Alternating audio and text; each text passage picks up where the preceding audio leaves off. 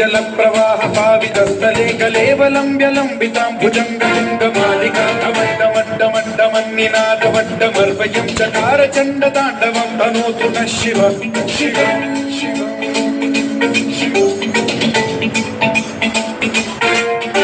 जटाकटाह सम्भ्रम भ्रमन्निलिम्ब निर्झरी विलोल वीचि वल्लरी विराजमान मूर्धनि धगद्धगद्धगज्ज्वलल्ललाट पट्ट पावके किशोर चन्द्रशेखरे रति प्रतीक्षणम्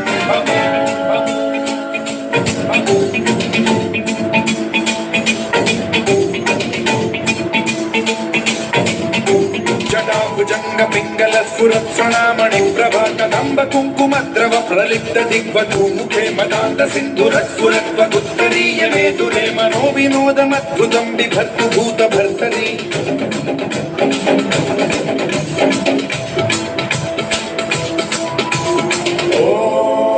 ॐ नमः शिवाय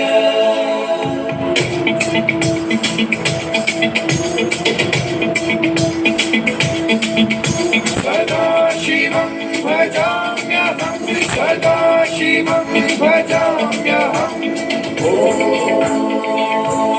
नमः शिवाय प्रफुल्ल नील पंकज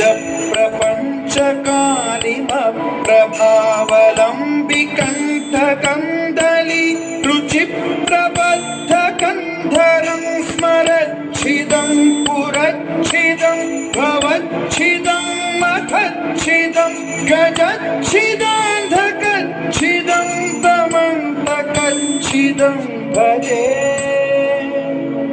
अखर्व सर्वमङ्गलाकलाकदम्ब मञ्जरी रसप्रवाह माधुरी विजृम्भणा मधुव्रतं स्मरान्तकं पुरान्तकं भवान्तकं मखान्तकं गजान्तकान्धकान्तकं तमन्तकान्तकं भजे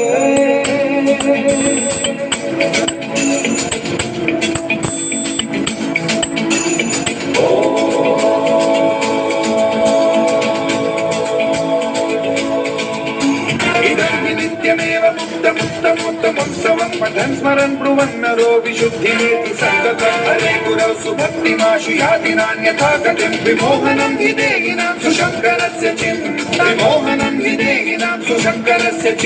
विमोहनं हि देहिनां सुशङ्करस्य चिन्तनम्